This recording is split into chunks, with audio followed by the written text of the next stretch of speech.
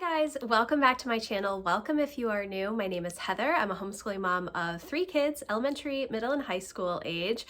We are finishing up our 12th year homeschooling this year. Today I'm going to be participating in a collaboration with Abby from Rooted in Rest and Jessica from the Waldock Way, all about my homeschool mom must-haves. So let's get started. This was a really tough prompt for me. I feel like the past few prompts for the open collaboration with Abby and Jessica have been a little bit more challenging for me.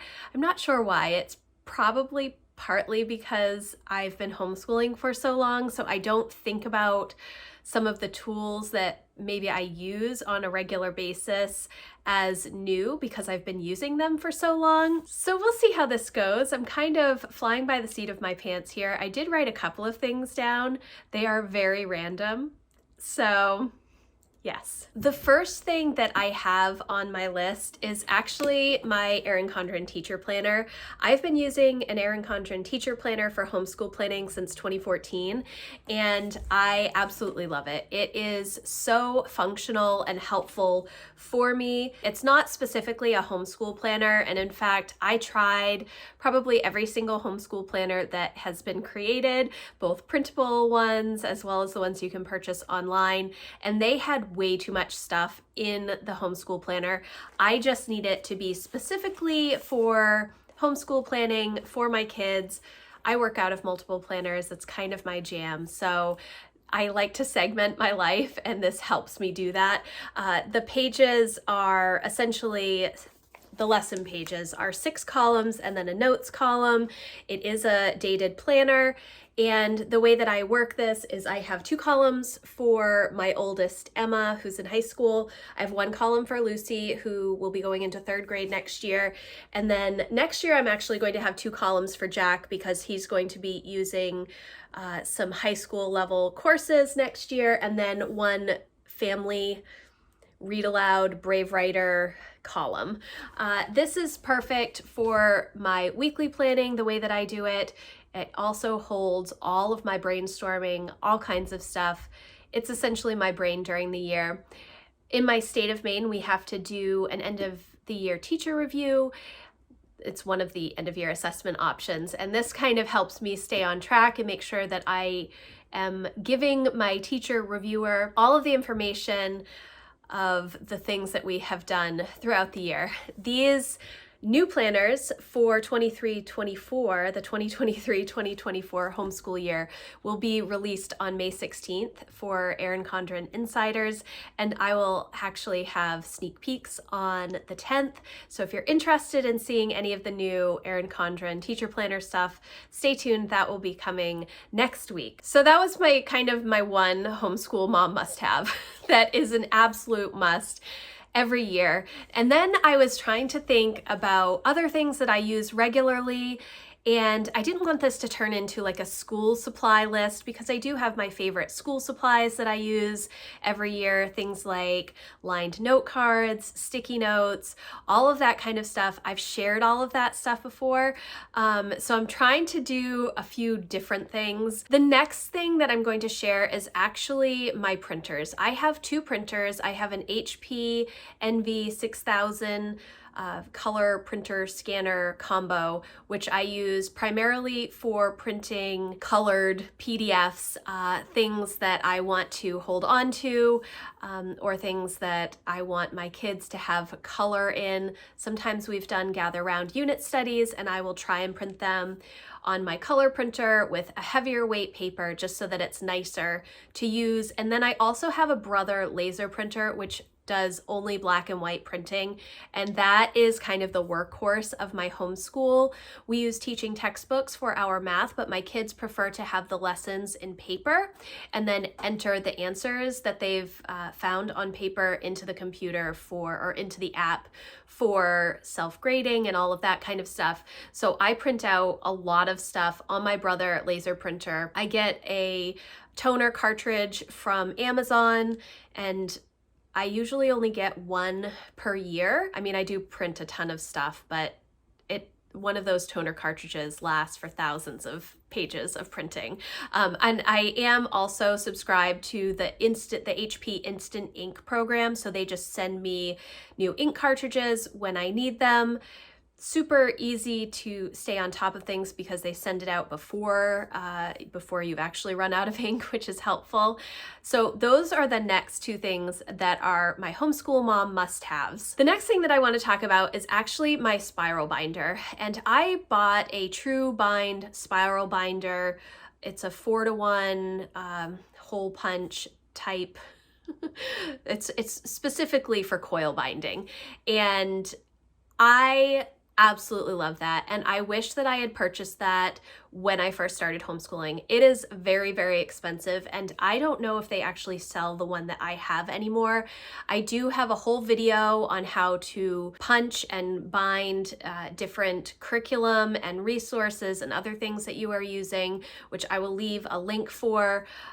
It is so helpful. And if you use a lot of printed curriculum, I find that spiral binding that curriculum is the easiest way to keep track of it. Having things on a coil so you can fold it over and work. I am a coil bind person. I like all of my notebooks and such on coil bindings, and so having that coil binder, that spiral binder, is super, super helpful. If you are one who does print a lot of stuff, or if you have a lot of instructor's guides and don't want to work out of binders, it really is a great option. And I do think that it pays for itself over the use of it. I got mine, I think, in 2020, and I had already been homeschooling for almost 10 years at that point. So I wish that I had purchased it earlier in our homeschool career. I think that I would have used it all of the time. The next thing that I'm going to talk about is actually homeschool resource books and encouraging books. You can see a lot of my homeschool resource books behind me.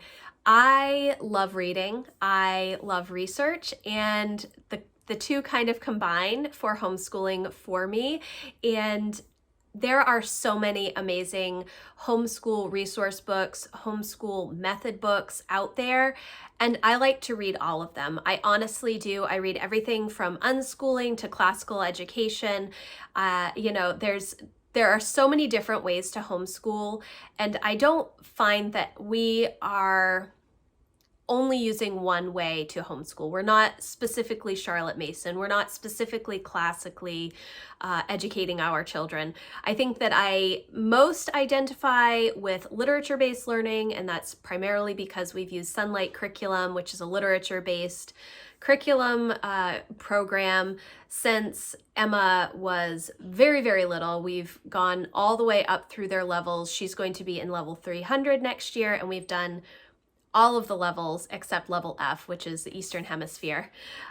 So that's probably where I most closely align homeschool method-wise, but I like to include interest-led or passion projects in our homeschool. I like to do a lot of discussion-based learning, similar to Thomas Jefferson education. We like to do nature study like Charlotte Mason. There's all kinds of different ways to homeschool, and I like to take all kinds of different ways and kind of make them work for us. There are different seasons, and in different seasons we have different needs. When it's really, really cold and snowy in Maine, we spend a lot of time doing book work, reading aloud, seat work. When it's beautiful out in the summer, we spend a lot more time outside in nature and working on exploring nature, gardening, all of those agricultural type things. And it's a lot of fun. So I have gotten so much encouragement from all of these books. I really have. And I do have a video that has my tried and true favorites. I will leave a link for that in the description box if you're interested in seeing it. And I do have a list of all of my favorite books. which I will also leave a link for in the description box. But some of my most favorites are The Brave Learner by Julie Bogart. I really like the new book, Modern Miss Mason by Leah Bowden, which just came out, I think, in January this year. I recently finished The Teenage Liberation Handbook by Grace Llewellyn, which is an awesome book all about unschooling and getting into college as an unschooler and not taking that traditional college prep track. I've done a bunch of high school videos lately. If you have kids that are in middle school or you're thinking about homeschooling high school, I will leave a link for those in the description box, because even though Emma is going into her third year of high school level courses next year, I kind of reevaluated everything that we were doing and kind of how we were structuring our year. It's been a real growing year for us, and Emma, being my oldest, is the guinea pig. So that is definitely something that we have been dealing with. High school, figuring out what the best options are, partly because I was public schooled, and so I tend to think of the traditional college prep track as where we need to be, and that loses a lot of the enjoyment of homeschooling and some of the reasons that we started homeschooling to begin with. Another book that I'm reading, and we're doing this in my membership community for book club, is Free to Learn by Peter Gray, and we're only a few chapters in. If you're interested in joining that community, I will leave a link for that in the description box. We do a lot of group coaching and productivity sprints and live Q&As and daily check-ins, lots of fun stuff over in that community. But this is a book that I read probably 10 years ago, and we're going through it now. It's really interesting. I love literature and reading books and taking notes and researching. So if you're interested in any of those things, definitely come on over and check out our membership community, because we do talk a lot about books over there. The next thing that is a homeschool must-have, homeschool mom must-have for me, is actually my Nespresso machine.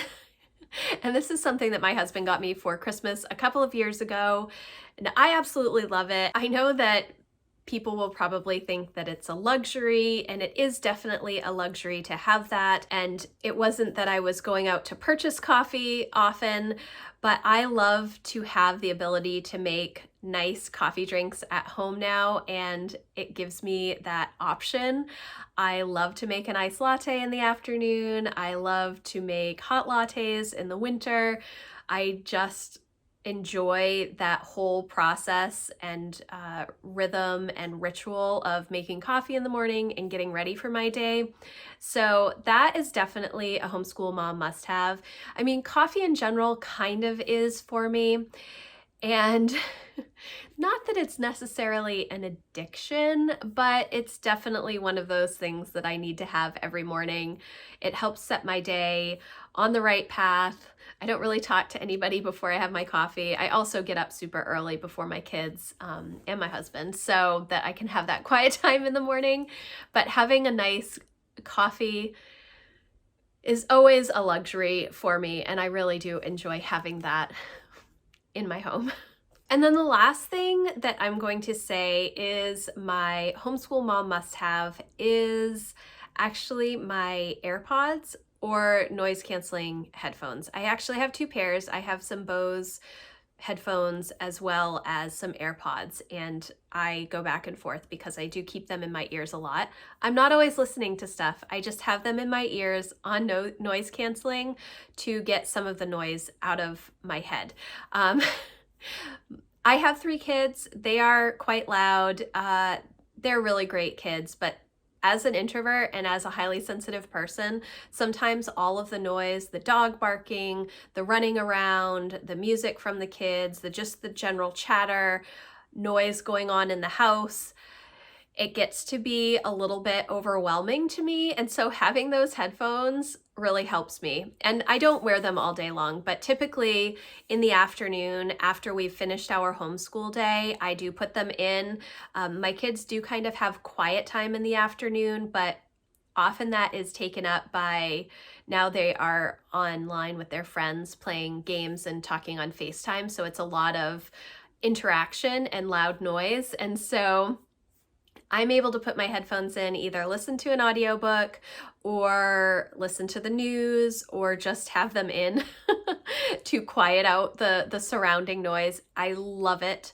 I'm so happy to have those. I got my first pair of noise canceling headphones, I think in 2017 or 2018, and that is something that I use pretty much daily. And it kind of leads into audiobooks, which are another thing that is kind of along the same lines of my resource books, but I love to be able to use the Hoopla app for audiobooks or Audible.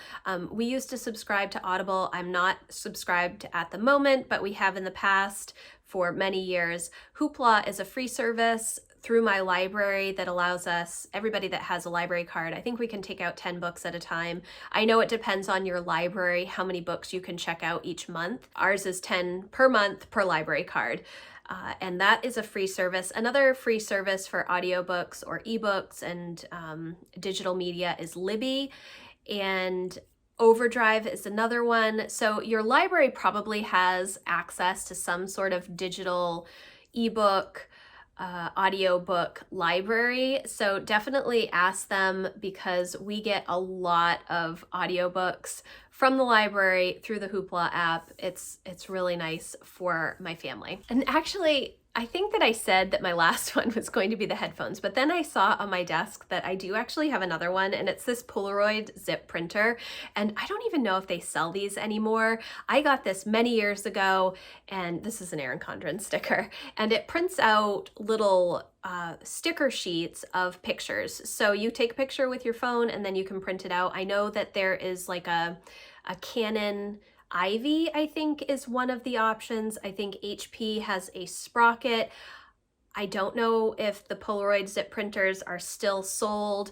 I know that Polaroid did come out with like a regular old school Polaroid camera, like what people my age had, you know, in middle school and high school. So those are all really great options. These, you can print pictures. I do 2 pictures on one sheet and then cut them, and they are perfect for portfolio reviews or teacher reviews. When you need to demonstrate that you are doing something specific, or if you take pictures during a field trip or whatever, it's really nice to be able to print them out and stick them either in a scrapbook or in a planner, which is what I do. I just stick them in the planner to kind of designate when we have done things, and it becomes kind of like a scrapbook, and it's kind of fun to have, and maybe not a must-have, but a nice to have. So those are kind of my random list of homeschool mom must-haves. I do use a lot of the same school supplies every year. I have clipboards that I love to use. We use the handwriting notebooks from Erin Condren that have like their story notebooks where there's a place to draw a picture and then a page and a half of lined space for your student to narrate. We love to use those, but that's not really a homeschool mom must-have. I guess it's more of like a school supply that we use every year. But my main things really are my Erin Condren teacher planner, my 2 printers, and my spiral quill binding machine. Those are my most used tools.